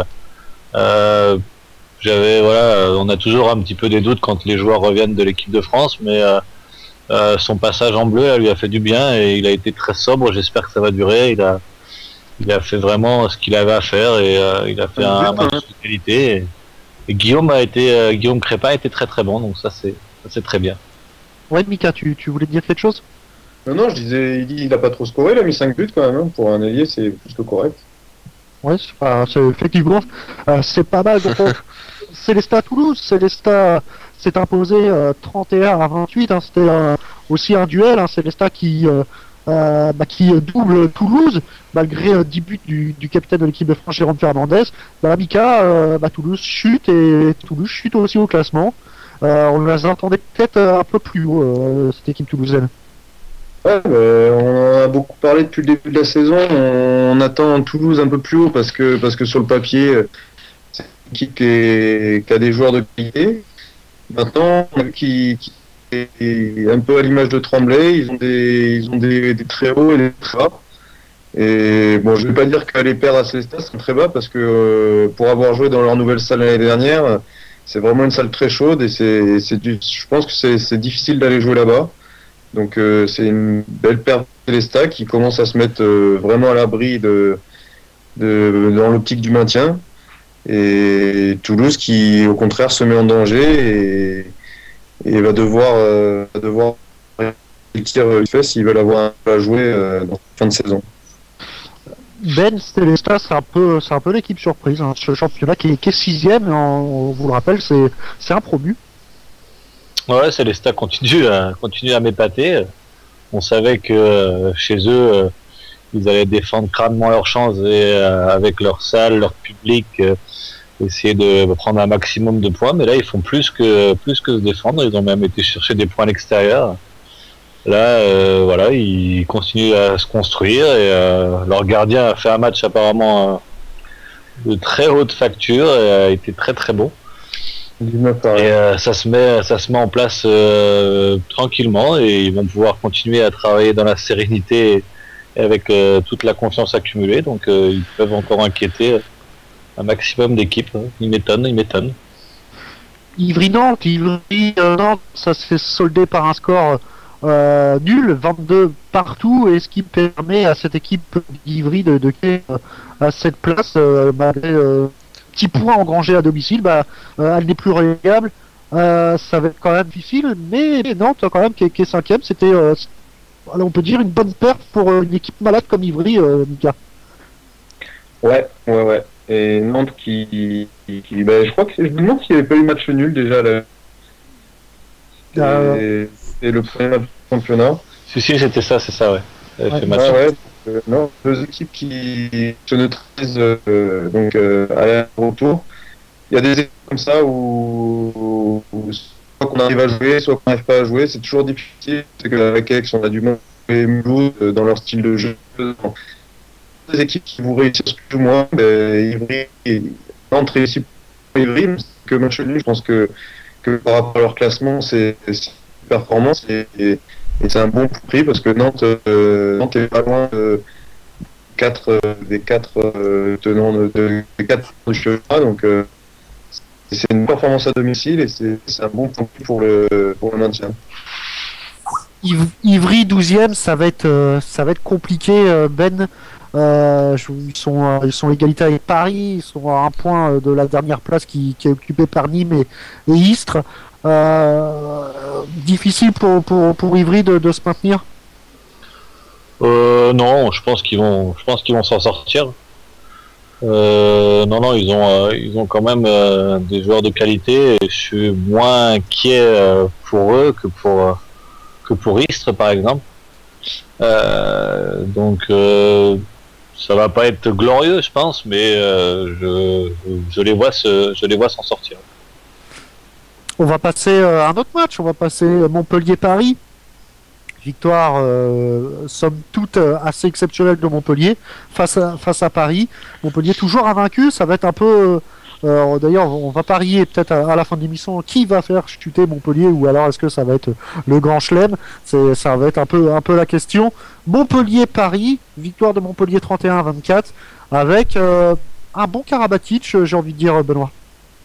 Ouais, c'était surtout la principale interrogation de ce match. C'était pas tant le résultat parce que on pensait tous que Montpellier allait gagner. Maintenant, on voulait savoir dans quel état de fraîcheur était revenu Nicolas Karabatic, et vu son euro complètement manqué, on voulait voir s'il avait pu retrouver ses valeurs, de l'efficacité. Voilà, il n'a pas été non plus énorme au niveau du pourcentage, mais il a retrouvé le chemin des filets, donc je pense que c'est important pour lui qu'il retrouve cette efficacité qui lui a tant fait défaut pendant cette quinzaine en Serbie. On va quand même pas comparer la défense de Paris avec les défenses internationales. Heureusement qu'il fait un match correct contre Paris à Montpellier. Ah, mais je pense qu'à un moment en Serbie, tu lui aurais mis n'importe quelle équipe en face, il était tellement en difficulté que j'avais peine pour lui. Donc je suis quand même satisfait qu'il ait retrouvé quand même un niveau. Voilà. Parce que tu vois, à Cambrai, il a fait 2/11 par exemple. Donc l'équipe de Paris n'a pas été non plus, je pense, complètement inexistante. Il fait pas une belle partie non plus. Ouais, il était un petit peu en échec, c'est vrai. Justement, on parle de Montpellier. Allez, prenons les paris tout de suite. On va commencer par toi, Mika. Est-ce que tu vois Montpellier au moins chuter une fois en LNH cette année? Non. Et si oui, quelle équipe? Pas besoin que tu les vois vaincus. Oui. Allez, Thomas. Ouais, se mettre en travers de l'âge. Ouais, aucune équipe est à l'ennemi. Lors d'un derby, pourquoi pas, mais non, je pense pas. Thomas, est-ce que Montpellier va perdre au moins une fois? Je pense pas, j'y crois pas trop. Je les vois largement au-dessus. Et en plus là, je pense que ça peut être un de leurs objectifs. Donc moi je les vois invaincus aussi. Stade? Bizarrement, je les vois perdre encore contre Tremblay. Je savais. Quand tu vois la branlée qu'ils sont capables de mettre à Paris, alors que, comme tu le dis, à Cambrai, t'es à 2/11, c'est qu'il y a vraiment de quoi tenir. Il y a un banc conséquent, il y a vraiment de quoi tourner toute la saison malgré les blessures et tout. Donc, Karabatic, je crois qu'il est à 50%, il me semble. Oui, 5/10. Benoît, est-ce que Montpellier va connaître sa première défaite lors de ses matchs retour? Bien sûr, il va tomber. Alors, je sais pas où. J'aurais pas les prétentions de dire à Tremblay, mais j'ai envie de. Quel jeu peut vraiment cadenasser? J'ai envie de dire que c'est plutôt eux. De toute façon, on avait reçu William à Cambrai, il l'avait très bien dit lui-même. C'est d'eux-mêmes qu'ils ont peur. Et c'est uniquement si eux sont pas à 100%. Et donc voilà, on sait très bien que les compétitions vont encore s'enchaîner. Il va y avoir les coupes. Il va y avoir la Coupe d'Europe qui va reprendre ses droits bientôt, et donc on sait très bien que quand il y a 2 matchs par semaine, ils sont plus friables et qu'ils peuvent aussi avoir une petite déconvenue en championnat. Donc je miserais sur une défaite, si pendant cette reprise de la Ligue des Champions, qui peut toujours être un petit peu délicate pour même s'ils ont l'habitude, même s'ils ont l'effectif, j'ai envie de dire que voilà, ils vont peut-être chuter quelque part. Après où, je ne sais pas encore. Mais je dirais une petite défaite quand même. Allez, une petite défaite pour Ben et invaincu pour les autres. Créteil-Nîmes, match de la peur entre deux équipes qui luttent pour le maintien. Victoire vraiment in extremis de Créteil, 27-26. Match très serré. Un petit mot sur ces deux équipes, Ben? Créteil-Nîmes, c'est ça, hein? Ouais. Mais ça a été vraiment fou ce match, puisque Nîmes a mené même de 7 buts à Créteil avant de complètement s'effondrer. Et ils ont encore une balle pour gagner. Et je crois que c'est Jean-Philippe Aron, pour pas le citer, qui perd la balle dans la dernière minute, et sur un coup franc protégé presque dans les dernières secondes, Ataïevas marque le but qui permet à Créteil de gagner ce match, alors que Nîmes l'a dominé pendant une grande partie de cette rencontre. Donc ça montre encore que ce championnat est vraiment très très resserré, et que tout le monde peut battre tout le monde, et que si les efforts ne sont pas faits de la première à la 60e minute, les déconvenus peuvent arriver rapidement. Donc je pense que ça va être une grosse désillusion pour Nîmes, qui avait fait un match très très conséquent pendant une grande partie du match avant de s'effondrer sur la fin. Ouais, Nîmes attention, ça risque de leur coûter cher. Ils avaient déjà perdu des points un peu de façon similaire face à Istres à la maison. Et c'est dans des matchs pour le maintien, et ça va leur coûter très cher à la fin de la saison, je pense. Ouais, exactement. C'est vrai que Nîmes occupe cette dernière place, égalité de points avec Istres. Donc attention à Nîmes. Oui, les points coûtent cher. Dernier match, on n'a pas parlé de Saint-Raphaël. Cesson, victoire dans la douleur aussi de Saint-Raph face à Cesson. C'était aussi un bon moyen de Saint-Raphaël de mettre Cesson à plus de 8 points. Ça a été fait. Saint-Raphaël continue, j'ai envie de dire, Mika, sur sa lancée. Oui, toujours aussi propre. Ça reste c'est vraiment une grosse équipe de ce championnat cette année. On voit que quand on regarde les statistiques, il y a vraiment tous les joueurs qui sont au scoring. Il y a Kochte qui met 6 buts, Jurisek 4, Abili 3, Krakovic 3, Egmeganem 5. Et ça continue comme ça, Sterlich 3. C'est vraiment une équipe homogène. Il y a du danger partout. Et encore une fois, s'ils n'ont pas de blessés, je pense qu'ils peuvent aller chercher cette deuxième place. Maintenant, ils sont vraiment à la merci des blessés. S'ils venaient à avoir quelques blessés, ça pourrait. Ils avaient connu une petite baisse de régime en milieu de championnat, en milieu de première phase, et ça peut leur coûter cher s'ils venaient à avoir des blessés.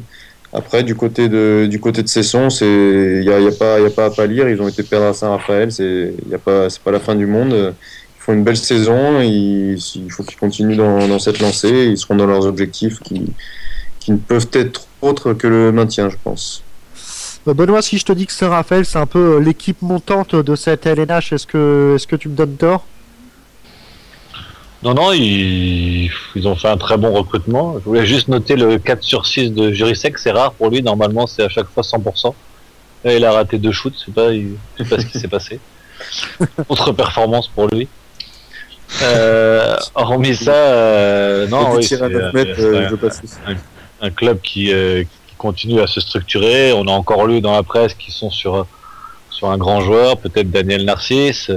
Donc ils mettent tous les moyens en jeu pour arriver à leur objectif, c'est-à-dire pérenniser dans les 4 premiers, jouer régulièrement la Coupe d'Europe et pourquoi pas jouer la Ligue des Champions dans un à court terme. Donc je suis pas surpris du tout des performances et c'est vrai que en plus avec 2 très bons gardiens, ils se maintiennent vraiment dans le haut du tableau et on va compter sur eux jusqu'à la fin.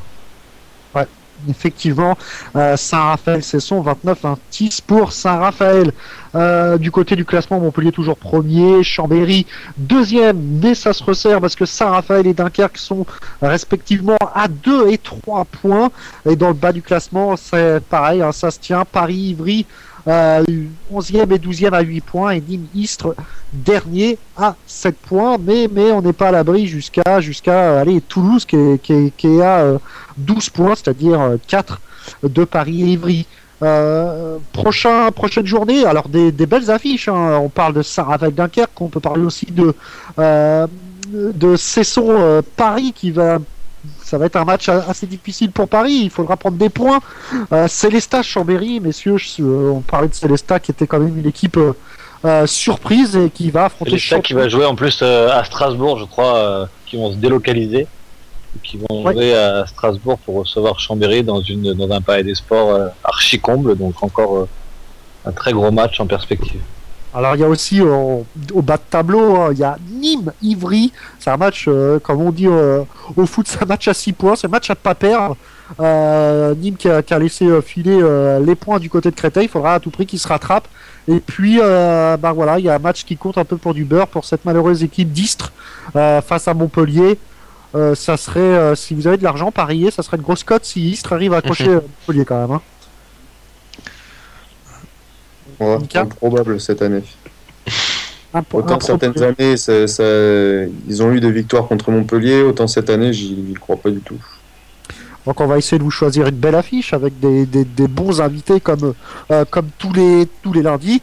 Donc vous allez retrouver le programme vers vendredi, samedi. Donc vous inquiétez pas, on va vous faire vivre un peu cette 15e journée de championnat.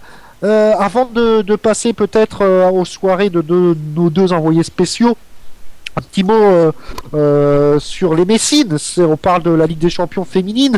Et voilà, l'équipe de Metz s'incline d'Arien, 27-29, face à Podgorica. Ils étaient un peu le statut de novice, cette équipe Messine, mais il n'y a pas à rougir, Ben, de leur match. Hein. Non, ils ont fait un match assez complet. Faut noter en face que l'équipe de club, c'est pratiquement l'équipe nationale, donc c'est pratiquement que des internationales qui jouent dans ce club-là. Donc les Messines n'étaient pas favorites du tout. Elles ont fait un match correct. Il leur a manqué certainement un peu cette expérience et voilà le niveau de jeu international qu'elles n'ont pas par rapport à leur équipe adverse. Mais de toute façon, dans cette poule, ça va être très compliqué. Il y a une autre équipe aussi, je sais plus laquelle, qui a une équipe faite que d'international et qui va normalement dominer aussi cette poule. Donc peut-être que Metz va jouer les troubles faits, mais ça me paraît compliqué quand même. Je pense qu'il y a vraiment deux équipes qui va dominer. Ouais, effectivement. Donc voilà, un petit mot sur les Messines. On va parler aussi des JO de Londres, le programme du tournoi de qualification olympique. Alors on a les groupes, et il y a des groupes, je sais pas si Mika tu l'as vu, mais il y a des groupes 2 par exemple, Suède, Hongrie, Brésil, Macédoine. Bien malin, celui-là qui va nous dire qui va passer. Ça va être ultra serré hein, quand même, Mika, dans ce groupe-là. Je rappelle Suède, l'Hongrie, le Brésil et l'équipe un peu surprise de cet Euro, Macédoine. Donc ça va être difficile dans ce groupe-là, non? Ouais, tu parles du TQO masculin? Ouais, exactement, TQO masculin, ouais. D'accord, ouais, mais le Brésil, ça va être difficile pour eux, même si c'est une équipe qui montre. Et tu m'as dit Suède, Macédoine et Hongrie. Ouais, mais il y a combien d'équipes qui sortent là? Une seule? Deux. C'est les deux premiers, c'est les deux premiers. Les deux premiers? Ouais. Ouais, Suède. Après, entre Hongrie et Macédoine. C'est la Suède qui reçot le tournoi. Hein. Ça aussi, voilà. c'est à prendre en considération. Plus avantagé.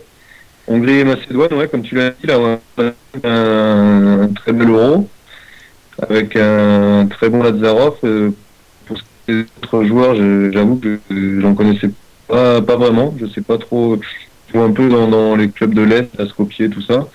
Après, l'Hongrie qui a été capable de battre la France sur un tournoi, on peut voir, ça peut valoir.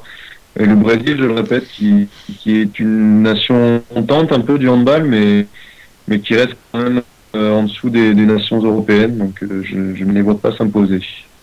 Ben, un petit mot sur ce groupe avant de passer au groupe 1. Suède, Hongrie, Brésil, Macédoine, un petit prono là-dessus? Non, c'est assez compliqué, même si c'est un peu en dessous du niveau du groupe 1 qui est encore plus relevé.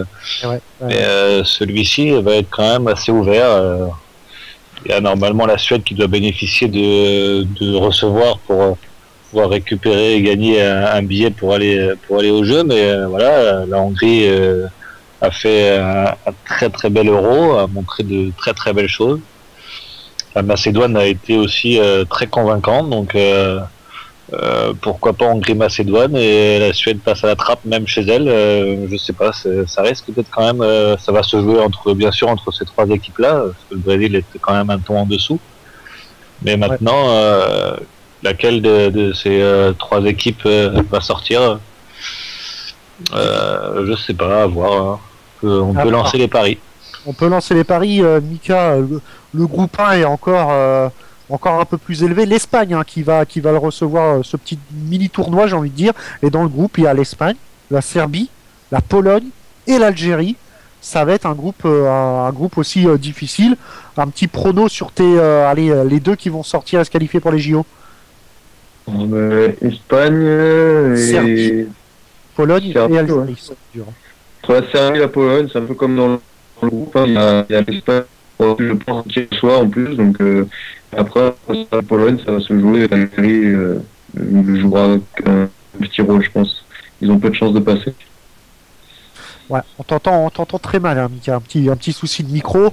Benoît, voilà, on t'entend mieux là. Benoît, Espagne, Serbie, Pologne, Algérie, petit prono là-dessus. Allez, mouille-toi. Ça va être encore plus compliqué, parce que là je le vois vraiment encore encore plus ouvert. L'Espagne a fait quand même un Euro très convaincant, même s'ils se sont écroulés complètement dans le dernier carré, mais ils ont montré quand même de très belles choses. La Serbie a bénéficié du fait qu'elle joue à domicile, donc est-ce que dans un terrain extérieur, est-ce que ils auront toujours les mêmes vertus? Maintenant, c'est quand même pour se qualifier pour les Jeux Olympiques, donc c'est un tournoi qui va être quand même très très important. L'Algérie pendant la CAN a aussi fait de très belles choses. Elle va quand même être là dans la lutte. Ce sera moins, je pense, moins difficile que pour le Brésil.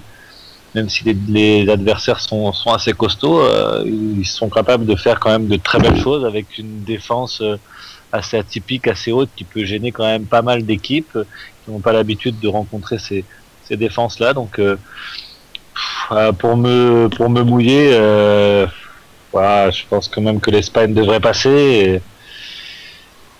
Allez, je vais dire Espagne-Pologne. Allez, Espagne-Pologne. Et sachant que c'est le 8 avril quand même, et d'ici là, on n'est pas à l'abri de quelques blessures et de quelques indisponibilités de joueurs. Donc ça peut aussi remettre en question les performances des équipes si un joueur comme Momirilic, par exemple, qui a fait un Euro énorme en Serbie, si jamais il se voyait indisponible pour ce week-end, ça pourrait aussi compromettre un petit peu les chances de la Serbie. Donc il y a encore beaucoup de choses qui peuvent se passer. Ouais, effectivement, et puis le dernier groupe, un pays organisateur, la Croatie, c'est un peu plus light pour la Croatie. L'Islande, Japon, Chili. Allez, sans trop de mouiller, j'imagine, Mika, c'est la Croatie, l'Islande. Ouais, validé. Benoît, idem, j'imagine. Ouais, idem. Et puis, à noter quand même, on n'a pas rappelé les nations qui étaient qualifiées. Je sais pas si tu allais le faire, Ludo, mais je te laisse le soin de. Alors, il y a le Danemark, grâce à sa victoire en finale. Le Danemark, la France, l'Angleterre comme pays organisateur. Exactement, la Tunisie, me semble-t-il. Exactement. L'Argentine, la Corée du Sud. Voilà, tout à fait. Je crois qu'on n'en a pas oublié. Hein. Non, je crois qu'on est bon. Il y a déjà 6 équipes qualifiées, il en reste encore 6 grâce au TQO. Voilà, donc autant dire que ça va être une compétition alléchante. Et noter les filles aussi, nos filles qui sont elles en course pour ce TQO, à pas les oublier quand même. Exactement. Qui vont être dans un groupe avec alors, c'est France, Monténégro, je crois, Roumanie, Japon, si je ne m'abuse. Ouais, ça doit être ça. France, Monténégro, Roumanie, Japon. Donc un groupe qui est à leur portée, même si voilà, Roumanie, Monténégro, c'est 2 nations qui sont quand même intéressantes, mais elles ont l'avantage de pouvoir recevoir, donc on va espérer qu'elles s'en sortent pour recevoir Valérie Nicolas qui nous parle un peu de ce TQO, pourquoi pas. Ouais, effectivement, ça serait important. Je vais pas donner la parole sur le TQO féminin à Mika. Autrement, on va pas s'en sortir et on va perdre l'antenne. On va lâcher l'antenne à 23h. Donc, on va tout de suite passer. Mika, je sais pas si tu es au courant, mais 2 de nos consultants ont été du côté de Tremblay pour nous faire vivre un peu le match tremblayiste. Donc sur Facebook, c'était assez sympa. Et on va laisser peut-être la parole à Xavier qui va nous rejoindre et à Thomas pour nous parler un peu de cette soirée, comment ça s'est déroulé. Et puis j'aurai quelques petites questions, notamment à Xavier qui est un pro football. Donc on va passer tout de suite la parole à Thomas. Alors Thomas, comment ça s'est passé cette soirée?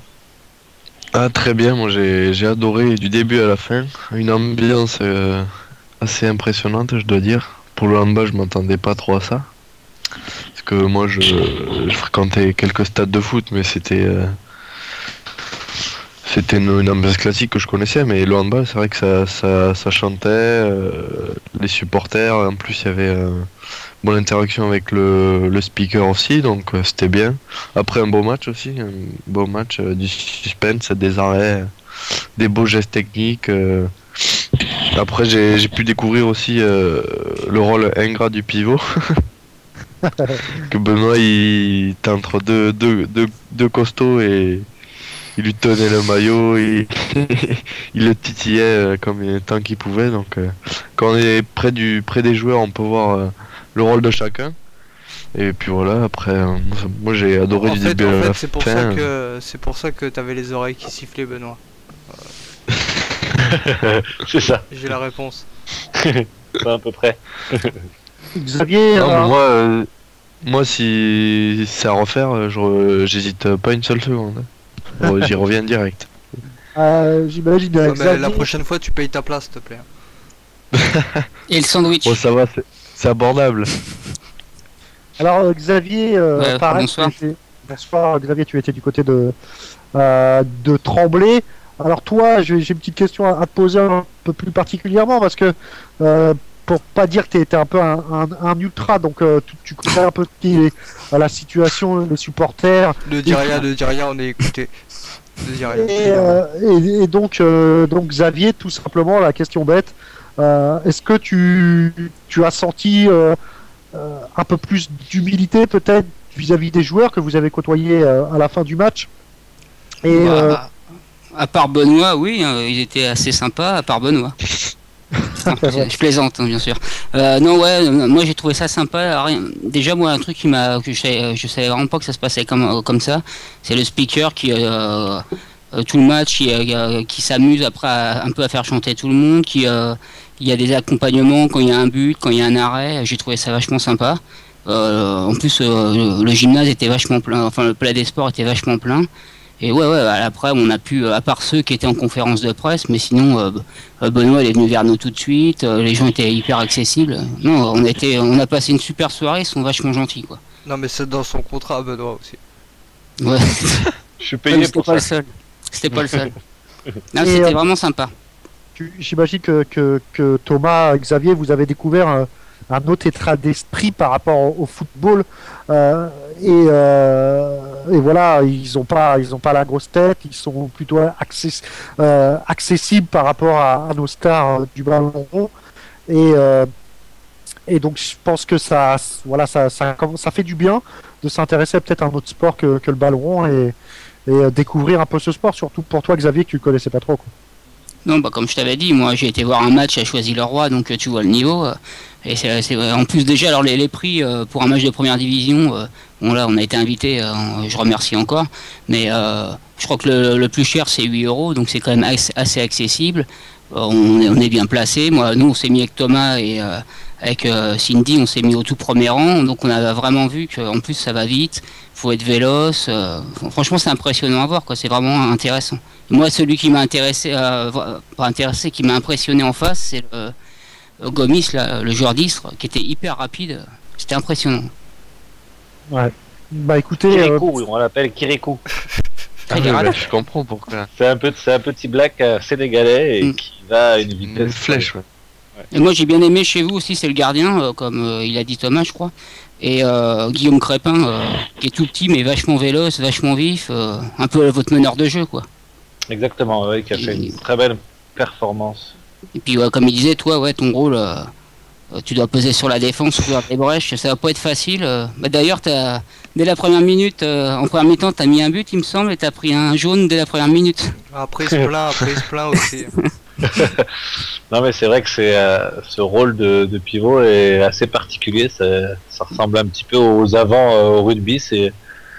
C'est un rôle un peu ingrat, mais qui est fondamental dans le jeu. On est là pour plus aider nos partenaires et puis arriver à être aussi performant pour soi. Et quand on a un ballon, par contre, il faut obligatoirement le mettre parce que sinon, les ballons sont déjà assez rares à nous arriver. Donc si en plus on le rate, et les autres ont encore moins envie de jouer avec vous. Donc c'est assez particulier comme poste, mais très très important dans une équipe. En plus, t'as la carrure pour ça. Ouais. Et ben hélas, non, je te dirais mon petit Stan que je n'ai pas du tout l'habit pour ce poste. Mais c'est vrai que d'où le proverbe, l'habit. Il y en a un qui m'a impressionné. Voilà. Enfin, surtout moi, ce que je voudrais dire, le 80. Surtout, faut pas rester comme vous êtes, hyper accessible. C'est pareil, Arnaud Bingo, je sais pas, on a été le voir avec Thomas, on a fait deux petites vidéos. C'est quand même quelqu'un qui est en équipe de France, c'est comme si on allait voir en ce moment Benzema, je sais pas s'il serait aussi accessible. De toute façon, on pourrait pas accéder aussi facilement. Et vraiment, on a passé une soirée, c'était super sympa, on ressort de là content. Et moi, franchement, comme j'ai dit en off, de toute façon, on le refera. Moi, je reviens En plus, ça m'a permis de rencontrer Thomas que j'avais jamais vu et de te rencontrer toi, Benoît. Et donc c'est sympa et puis de passer une super soirée. Puis en plus, l'USA a pu faire suivre ça sur la page de Hyundai, l'évolution du score. Donc je trouve que c'était vraiment une soirée sympa. Et en plus, t'étais le seul à sortir et pas voir la prison. À moins que t'aies pris la RN3, mais bon, ça m'étonnerait. Mais bon. Déjà, je suis sorti, il neigeait, donc j'étais pas fier. Ce que je voulais dire, Benoît, c'était par rapport à ton gabarit là que tu disais. C'est vrai que le 83, je sais plus comment il s'appelait, de Istres là, le pivot là qui était. Ouais, comment il s'appelait, Boutleaf ou je sais pas quoi, Boutelif ou je sais pas quoi. Non, lui il joue pas pivot, lui. Non, mais c'était un autre, mais c'est vrai qu'il. Mais encore là. Non, lui, ouais, lui j'ai vu au bout d'un moment, il y avait une petite anecdote. C'était les arbitres qui commençaient à lever le bras, il a pris un angle de tir et il a mitraillé quoi. Il a ouvert son bras et boum. Non, mais encore c'était pas significatif sur ce match-là, mais le poste du pivot est maintenant occupé par principalement que des joueurs de entre 90 et 2 mètres, 100 kilos, donc c'est vraiment des postes voilà qui sont occupés par des joueurs de grande taille et de force assez impressionnante. Il y a encore des exceptions, il y a Jurisek qui fait encore partie des exceptions, il y a des joueurs un peu plus petits mais qui sont le double de largeur que moi, comme Tej à Montpellier, donc c'est vrai que je fais partie un peu de ces joueurs un peu atypiques par rapport à ce poste. Et donc ça serait quoi ton poste par rapport à ton physique maintenant? Entraîneur. Voilà, là, je suis foutu maintenant, hein. J'ai plus rien à faire. Mais c'est vrai que celui qui t'a remplacé, parce qu'en deuxième mi-temps t'es sorti au début, il était, c'est ce que j'ai remarqué, il avait pas du tout le même gabarit que toi. Il est un peu plus petit. Toi t'es vraiment grand, lui il est moins grand que toi. Je suis pas sûr, mais non, mais c'est vrai que je suis là par rapport à mon gabarit, ça pourrait être sur des postes de demi-centre plus d'organisateurs, mais après on a tous des qualités différentes, donc c'est compliqué à dire sur quel poste je pourrais être avec mon gabarit, mais voilà, j'ai appris à jouer avec mon gabarit en fait, et ça fait 15 ans que je joue en première division et j'ai jamais bougé pratiquement par rapport à ma taille et mon poids, donc j'ai réussi à quand même à faire une carrière correcte grâce à mes qualités, donc j'essaye de les utiliser au mieux, même si j'ai pas le physique de certains. Dernière question, est-ce que ton poste c'est prendre les cartons jaunes au bon moment? Au handball, le carton jaune n'est pas très. Ouais, non, ça va. Ouais. Pas bien. Aussi, juste, je voulais finir juste l'USA. C'est quand on est aussi près du terrain, on voit l'intensité notamment en défense sur certaines actions. C'était moi, je n'en revenais pas quoi. Une intensité. C'est bluffant. Je suis tout à fait d'accord. Ah, ça envoie un peu, hein, c'est pas un sport de. Ah oui, mais ça envoie, oui, c'est pas un sport de gonzesse. Hein. Ah, c'est pas un sport de gonzesse, on va finir cette bonne petite phrase. Bah si, justement. 21h28, si vous avez questions, on va passer. Il nous reste 2 minutes pour finir avec l'édito de Ben. Et pour conclure cette émission sympathiquement, je vous rappelle qu'on va faire tout ce live et tout sur Facebook. Si vous avez été demandeurs, vous avez été nombreux à nous suivre avec agrémenté de photos et de vidéos. Donc ça sera à refaire prochainement. Allez Ben, ton édito pour conclure cette émission. Oui.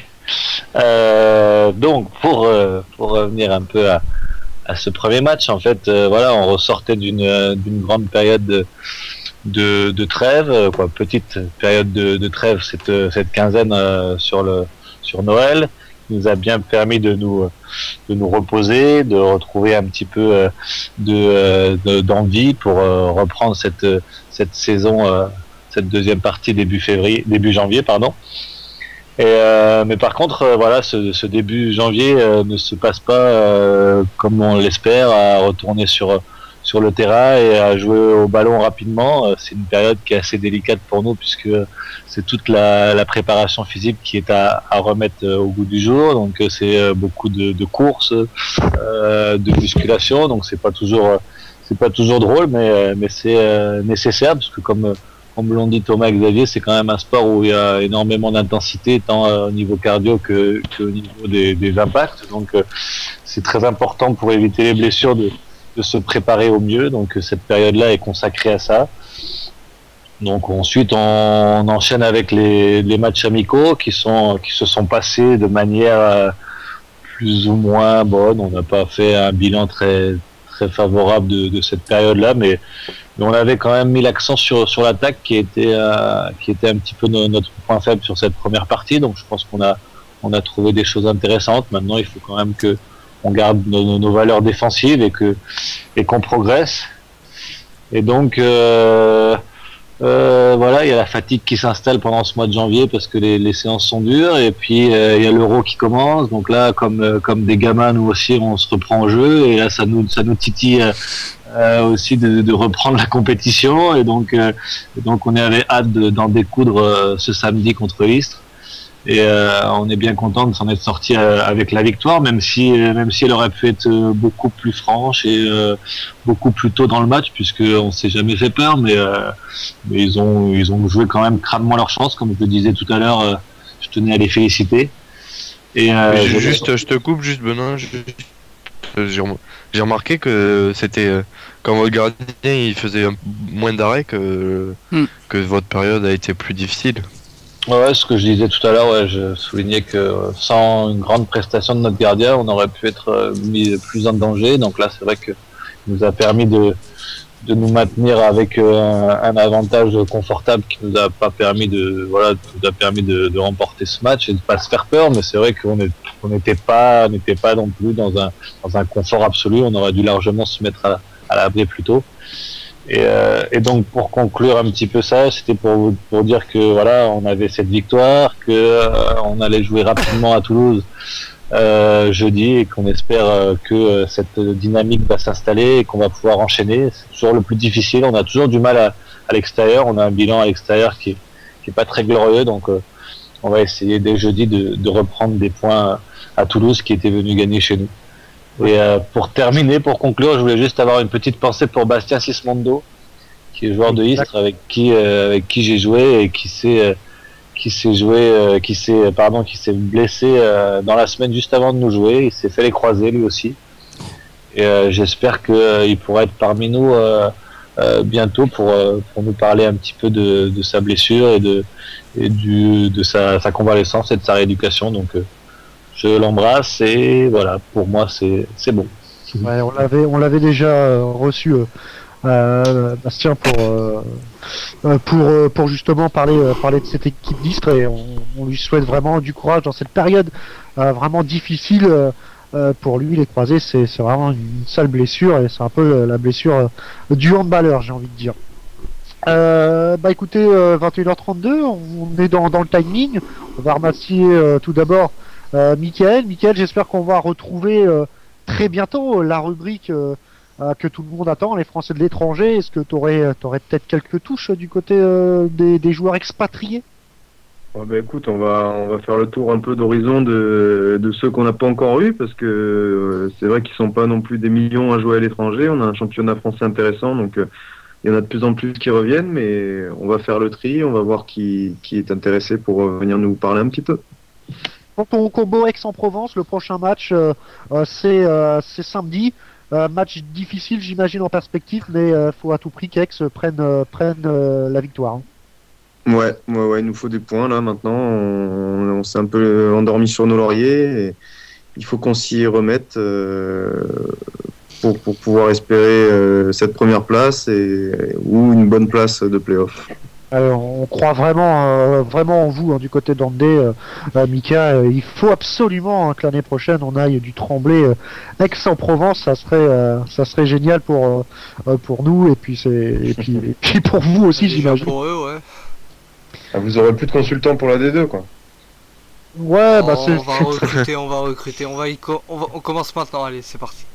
Ouais, quoique c'est vrai que j'avais pas pensé à ça. Ouais, donc autant rester en D2, Mika. Ça sera moins difficile. Merci, Mika. On te souhaite une bonne soirée. C'est toujours agréable de partager 1h30 de handball avec toi, Mika. Merci. Ciao. Allez, on va saluer Xavier qui était là parmi nous à la fin de l'émission pour parler de Tremblay. Merci, Xavier, d'avoir été avec nous. Merci à vous. C'était un plaisir de participer à l'émission. C'est l'émission phare de la station. Merci Xavier, on se retrouve dans Liberté pour les auditeurs et puis à partir de mercredi avec moi notamment dans le Flash Sport, vous retrouvez tous les jours sauf le lundi et mardi. Allez Xavier, bonne soirée, merci également à Thomas. Thomas le chat, Thomas qui est dans la Liberté pour les auditeurs et Thomas qui retranscrit en plus tous les interviews pour notre partenaire en planète. Merci Thomas d'avoir été avec nous. Merci à vous et comme je disais, pour le handball, je suis même prêt à m'abonner et à trembler. Donc, je suis tombé amoureux du handball. Non mais attends, on va négocier en off les tarifs. Hein, C'est bon, j'ai mon agent. J'amènerai les fumigènes. Merci Thomas. Merci Stan aussi d'avoir été avec nous. Stan, on te retrouve mercredi pour Liberté pour les auditeurs. Ouais, Liberté pour les auditeurs mercredi pour moi, pour Xavier et pour Thomas aussi. Hein, donc un immense honneur aussi de recevoir ce mercredi Jessica Ouara. Hein, qui si je peux me permettre, je préfère Jessica Ouara si c'est celle qui est en photo sur le site que Guillaume Waro. C'est clair, on est bien d'accord, mais donc c'est un honneur de la recevoir. Hein. Donc on parlera foot féminin, ouais, c'est bien ça. Au moins voilà, notre émission n'est pas stéréotypée tant que ça. Hein. On parle de tout. On sera les premiers à parler du football féminin et surtout du football féminin du Paris Saint-Germain. Hein. Effectivement. Ouais. Oui, hein, les chiens ne font pas des chats, hein, comme on dit. Donc c'est un honneur à tous les amoureux du PSG, bien sûr, écouteront l'émission parce que qui dit amoureux du PSG dit amoureux de nos filles aussi, hein, du PSG. Donc on sera tout sur son actu, sur le football féminin, sur aussi la suprématie un petit peu de ce football féminin, parce qu'on sait très bien que les Lyonnaises, sous l'épaule de Jean-Michel Aulas, ont une équipe de feu aussi. Donc avec Xavier qui est parmi nous, on reviendra aussi sur ce match où nos historiques ont été quand même leur faire un coucou, ce qui a été, je pense, le match à Créteil. Ouais. Le match à Créteil, ouais, c'est ça, ouais. C'était PSG Lyon d'ailleurs. Voilà, donc on reviendra un petit peu sur tout ça. Donc elle sait très bien que c'est une émission qui se passera entre gentlemen. Hein. Je viens pas là. Je vais bien préciser que tous célibataires s'abstenir, hein, parce que forcément il y en a qui vont tirer la langue un petit peu. Donc non, hein, soft, hein, on reçoit. On verra. Voilà, non, on reçoit une dame, donc s'il vous plaît. Donc dans un honneur et hâte d'être à mercredi. Merci Stan. Et puis pour finir, merci Ben d'avoir été avec nous pour cette heure et demie de handball. Prochain match, comme tu l'as dit, face à Toulouse, ça va être difficile. Oui, ça va être compliqué, à nous d'enchaîner. Merci à vous, merci à tout le monde et coucou à Jean-Michel Proverbe, Stan. Toujours très habile sur ses proverbes magnifiques. Je te remercie. Allez, parfait, merci d'avoir été avec nous. Vous avez été nombreux à nous écouter ce soir, de plus en plus nombreux. Et puis on se retrouve pour la semaine prochaine, le handball, le lundi à partir de 20h. Et on vous annoncera les invités au fur et à mesure de leur acceptation. Mais ils sont de plus en plus nombreux à bien vouloir venir dans notre émission. Allez, bonne soirée à tous. Ciao, ciao. Ici Hugo Desca, bienvenue sur Radio Talk Sport. Merci Hugo. Ici Daniel Narcisse, bienvenue sur la radio Talk Sport. Merci Daniel. Jingle, pas de problème. Et je rajouterai même en plus, Monsieur Daniel Narcisse et Royal Air France. Oh. Impeccable, tout va bien. Passez une bonne soirée.